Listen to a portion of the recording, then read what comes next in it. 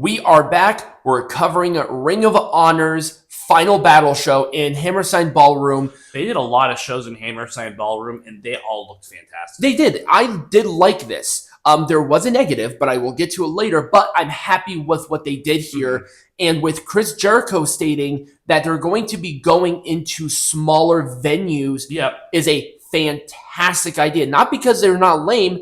It's because they look interesting and different, and that's what we want at this point. Clearly, the arena shit failed. You failed there. It's fine.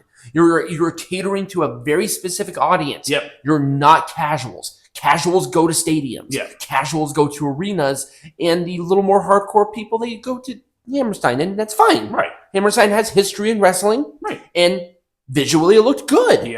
But there was negative. We'll get to it later, like I said before. I love the commentary continuously, even though Ian Riccaboni is a jackass and Caprice Coleman is awesome. They explained all the matches on how we got here. They had video packages, so I'm like, that is what we need, especially for someone who doesn't watch Ring of Honor regularly. I haven't watched Ring of Honor in like 3 years. I probably should. There are people who want me to cover it, but I just watch too much wrestling as it is. And I have things to do. So I also like my Thursdays off. It's really nice. Isn't Ring of Honor's on Thursdays? Yes. Yeah, Ring of Honor's on Thursdays. All right. So it would be coinciding with TNA, and I like my Thursdays off, so I'm going to continue doing that. There we go. But yeah, I did like this, so I'm very happy. The Black Machismo gimmick got a huge pop. I did like the QT Marshall as Macho Madness, so he was the heel Randy Savage against Jay Lethal. Yeah, QT Marshall is I think he's going to be more of a special attraction. Don't expect him in storylines. He's just going to be a special attraction. Which is fine. He's a trainer with them, and he's a very good wrestler. He's also, I think, a producer. Yeah, he is. Yeah, I like him. I do. I really do. I really like this because Red Velvet, showed really good heel work. I really like her. I liked this match too. Also, I will say I'm going to give them credit. Somehow they made a Russian born in Russia who is like really into her heritage and like right now a sympathetic babyface. That's called talent. That's called skill. That's called Vladimir Putin's not winning this war. Actually, he might be. Is Layla Hirsch a Russian? Is she a Russian plant? She was from Moscow, but I think she was a doctor. No, I'm like, so is she trying to generate sympathy towards Russia? I don't know. Is she a Russian plant? This is not exactly the best platform. Sound off in the comments below. Yes, if she is a Russian plant. Let's get political in this shit. I mean, we've already opened up that can of worms. You might as well go all out with it. Might as well.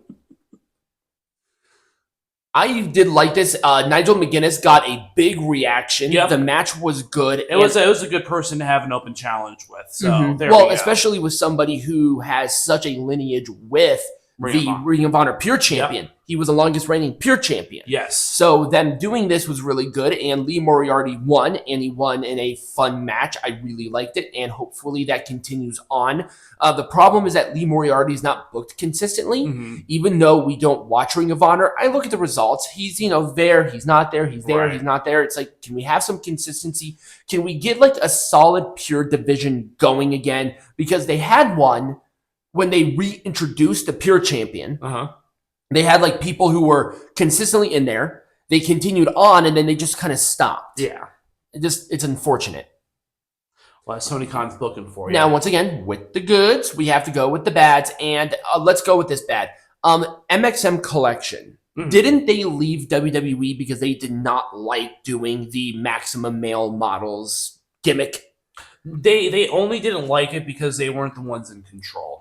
So they're in control, so they're okay with it. Yes, that's how hypocrisy works. That's stupid, because I swear to God, they bitched about doing the whole runway thing, and it's like, what do you think MXM Collection is, you weirdos? Yeah, no, they just didn't like they didn't like the fact that someone else was controlling their destiny. Whatever, hypocrites. I actually think I call them morons. Deport that man.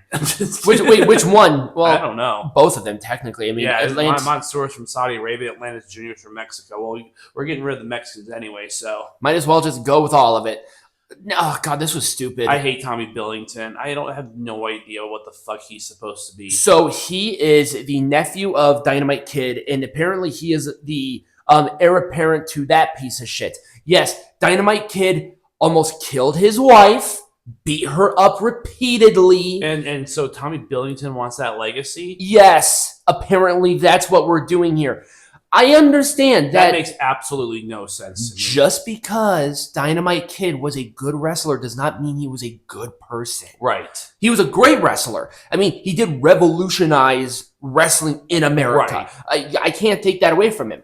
But why would you continue on this? Are you just so milquetoast that you have to go off of a gimmick who's just as milquetoast? Right. It's like, come on, don't take after that role model. The world has very few good role models, and we just lost a good role model today. So. Exactly. Wait, who? Jimmy Carter. Oh, Jimmy Carter died. Oh, I didn't know that. Man, this whole show is this political city, man.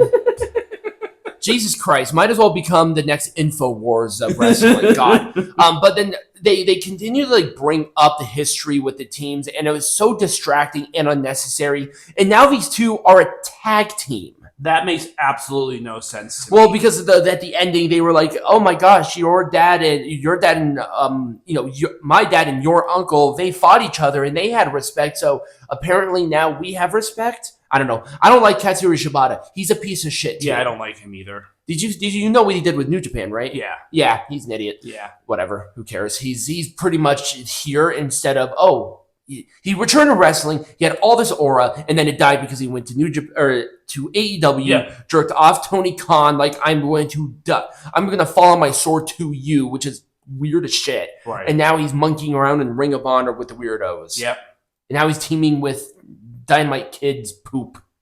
Now, here was the negatives.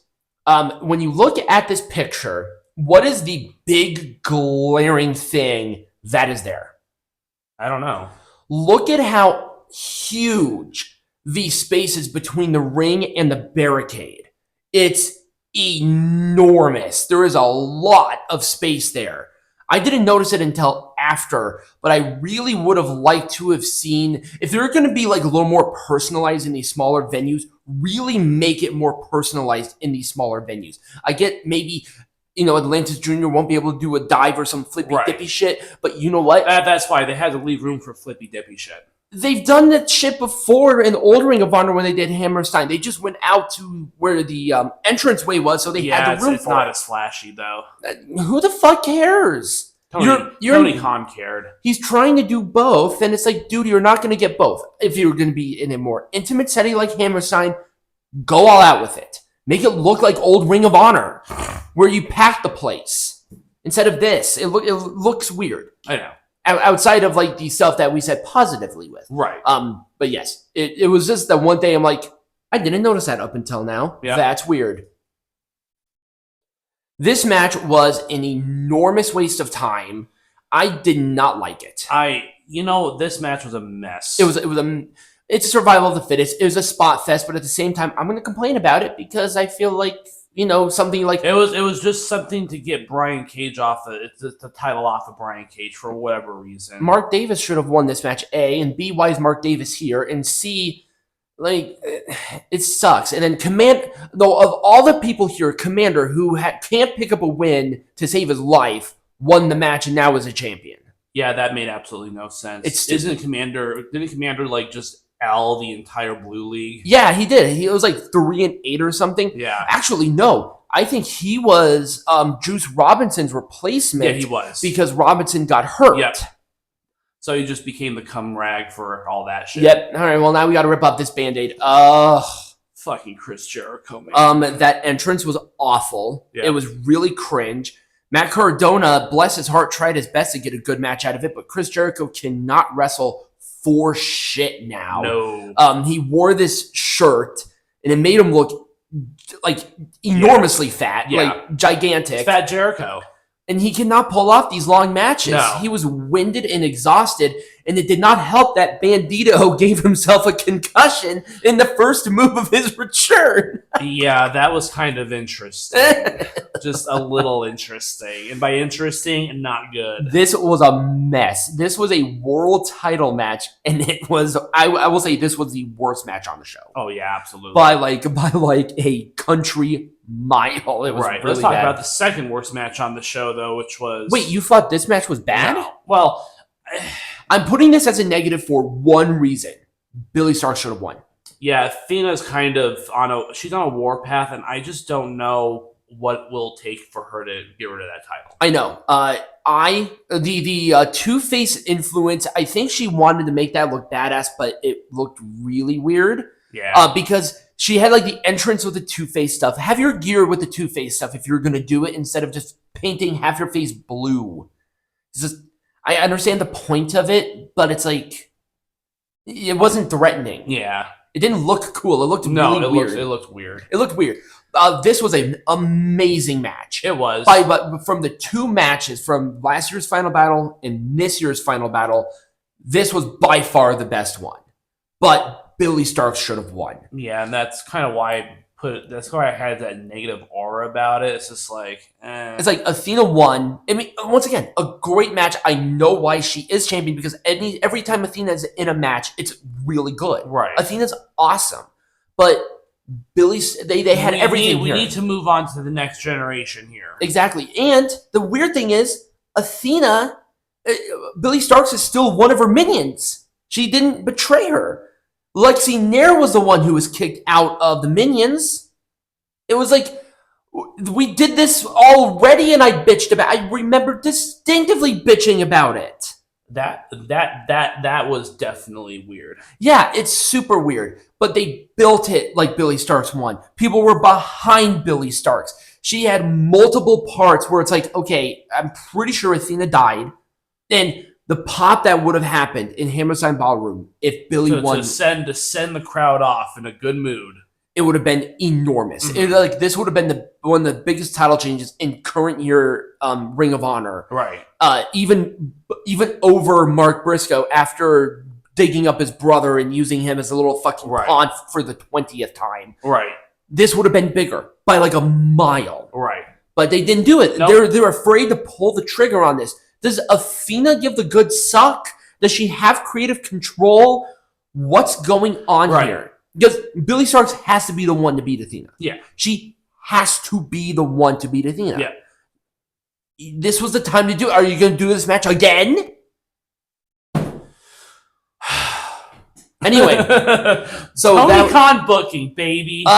For Final Battle, for a final rating, I liked more than I hated. And the last criticism was not because of the match, it was because of the finish. And really, there was one match that stood out as being like really bad. So I'm going to give it an Orange Cassidy thumbs up. The exact same thing. Just an Orange Cassidy thumbs up. It was pleasant to watch, but 100% you watch it once and you don't have to watch it again. Right. You just don't. So when we come back, we're going to be talking about World's End. Woohoo!